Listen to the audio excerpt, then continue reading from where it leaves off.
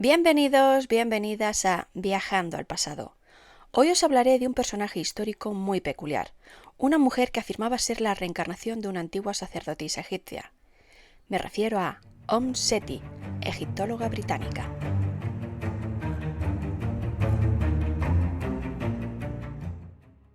Dorothy Louise Eddy nació en el seno de una familia británica el 16 de enero de 1904. Hasta ahí, todo normal. No obstante, la extraordinaria historia de esta mujer comenzó cuando, con solo 3 años, tuvo un grave accidente en su casa de Londres. La pequeña se precipitó por las escaleras y el médico que acudió a auxiliarla solo pudo certificar su muerte. Sin embargo, una hora más tarde, mientras la familia lloraba su pérdida, la pequeña Dorothy resucitó y se puso a jugar sobre la cama como si tal cosa.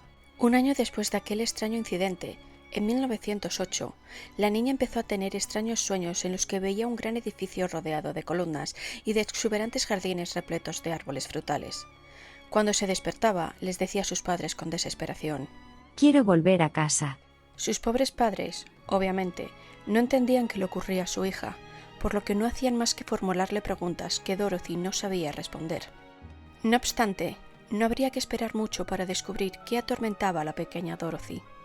A los 10 años, durante una visita al Museo Británico acompañada de sus padres, cuando la niña entró en la sala de antigüedades egipcias, salió corriendo a besar los pies de las estatuas ante el asombro de todos, mientras exclamaba que aquella era su gente y que quería regresar a su casa en Egipto. Por supuesto, nadie entendía el extraño comportamiento de Dorothy, ni siquiera ella misma. Sin embargo, un día, en un periódico local, Dorothy vio una fotografía del templo de Osiris, en la ciudad de Abidos, en Egipto, y lo reconoció de inmediato. Aquel era el lugar que, según ella, aparecía siempre en sus sueños. A los 14 años, Dorothy tuvo una visión que al parecer resolvió aquel extraño rompecabezas. Según la joven, una noche se le apareció una figura vestida con túnica blanca y capa azul. Era el faraón Seti I, el mismo monarca que ordenó la construcción del templo de Abidos. A partir de ese momento, la joven, con tan solo 15 años, empezó a estudiar egiptología con el mismo Ernest Wallis Budge, conservador del Museo Británico, y aprendió a leer jeroglíficos.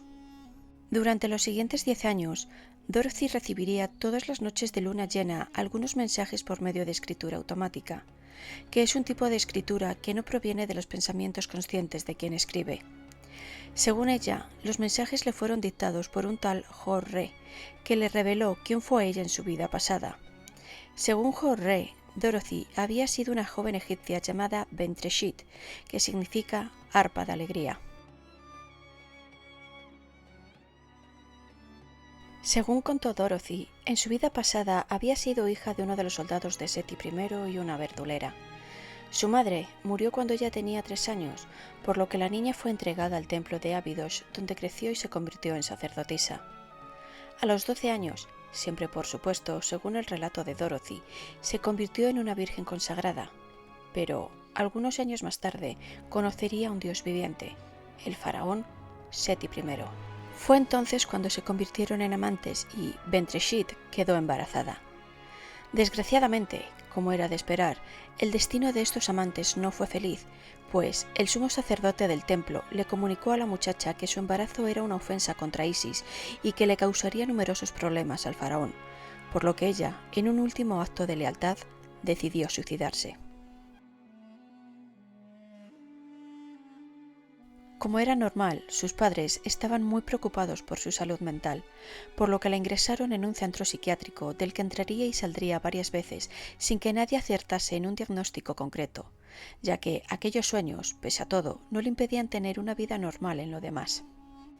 Y así, mientras iba dejando atrás la adolescencia, aquella peculiar joven visitaba museos y excavaciones arqueológicas en suelo británico, matriculándose en la Escuela de Arte de Plymouth y empezando a comprar antigüedades egipcias en la medida que se lo permitía su economía. Cuando cumplió 27 años, consiguió trabajo en una revista para la que escribía artículos y dibujaba caricaturas políticas. Se trataba de una publicación egipcia donde conoció a un estudiante llamado Eman Abdel Megid, que además era egipcio y, aunque éste tuvo que regresar a su país, mantuvo correspondencia con ella.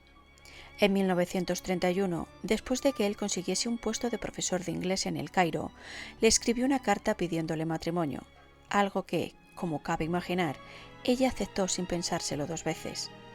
Ese mismo año se reunió con él. Dicen que besó la tierra de Egipto nada más llegar porque era su vuelta al hogar. La pareja tuvo un hijo al que Dorothy puso el nombre de Seti. Desde aquel momento fue conocida, como era tradicional en Egipto, como Seti, la madre de Seti. 2 años después, y de un matrimonio que no terminaba de funcionar, sobre todo por las presiones familiares de su esposo, que no veían con buenos ojos las excentricidades de Dorothy, este se marchó a trabajar a Irak, en lo que constituía una separación de facto. Ella se quedó en Egipto con su hijo, estableciéndose en Naslat al-Saman, un barrio cairota situado a los pies de la meseta de Giza, y consiguió un trabajo en el Departamento de Antigüedades Egipcias como redactora de documentos, siendo, además, la primera mujer que lo logró. Fue contratada por el doctor Selim Hassan, descubridor de la tumba de la reina Kentkaus I. Seti, que es como se la conocía en todos los sitios, se encargó de corregir, indexar e ilustrar 3 de los 10 volúmenes sobre el descubrimiento. Organizó la biblioteca del egiptólogo y continuó perfeccionando sus estudios sobre jeroglíficos. Tradujo al inglés una enciclopedia escrita en alemán, el conocido Diccionario Egipcio, e incluso bordó, junto con la esposa del doctor, 10 grandes tapetes que recreaban escenas del antiguo Egipto. 9 de ellos se conservan hoy en día en la Biblioteca Wilbur del Museo de Brooklyn, en Nueva York. Seti vivió durante 19 años en la zona de Memphis y trabajó en varias misiones arqueológicas en Giza y Dashur. Escribió numerosos artículos sobre los monumentos excavados que luego arqueólogos como Selim Hassan o Ahmed Fakri publicaban como propios, dejando el trabajo de Seti en un segundo plano. En 1952, finalmente, esta fascinante mujer decidió viajar hasta Abidos. Llegó allí una noche de luna llena, entró en el templo totalmente derrumbado y quemó incienso y pasó la noche rindiendo culto a los antiguos dioses. Al final, en 1956, fue enviada allí definitivamente por el Servicio de Antigüedades de Egipto para trabajar como dibujante. En el transcurso de una de sus visitas al templo, el inspector jefe del Departamento de Antigüedades, un tal Edward Gasuli, decidió poner a prueba sus conocimientos. Sentía curiosidad por ver hasta qué punto resultaban convincentes las explicaciones de la mujer. Pidió a Seti que se pusiera frente a las pinturas murales del templo estando a oscuras. A continuación, le instó a que las identificara de acuerdo con lo que recordaba de su vida anterior. Al superar la prueba sin cometer ningún error, muchos dejaron de dudar de su historia. De hecho, fue gracias a su ayuda que Edward Gasuli y su equipo de arqueólogos pudieron reconstruir el templo de Seti I, pues a su llegada había unos 2.500 fragmentos del templo esparcidos por todas partes, y ninguno de ellos tenía ni idea de cómo reconstruir el templo. Sin embargo, Seti, recordando su vida anterior, pudo decirles dónde iba cada pieza y, lo más increíble es que, gracias a ella, el templo fue reconstruido en menos de 2 años. Se calcula que sin la ayuda de esta mujer se habrían tardado alrededor de unos 20. Además de todo esto, Seti ayudó a descubrir su jardín, donde, según su propio relato, conoció al faraón Seti I. Las excavaciones revelaron este espacio que, al parecer, conservaba exactamente el mismo aspecto que en la antigüedad, siempre, por supuesto, según la descripción aportada por ella. Durante su estancia en Abidos, realizó numerosas colaboraciones con egiptólogos que solicitaban su ayuda. Publicó diversos libros por su cuenta, aunque también participó en los trabajos de otros investigadores. El tema más recurrente de su estudio era, por supuesto, el templo de Seti I en Abidos. Seti comunicó también a otros investigadores en qué consistían algunas oraciones y ritos tradicionales del antiguo Egipto. Sabía de qué trataban muchos papiros religiosos, incluso antes de leerlos. Sus descripciones de los monumentos, relieves y otros elementos que ya conocía de su vida anterior eran confirmadas una y otra vez por las excavaciones.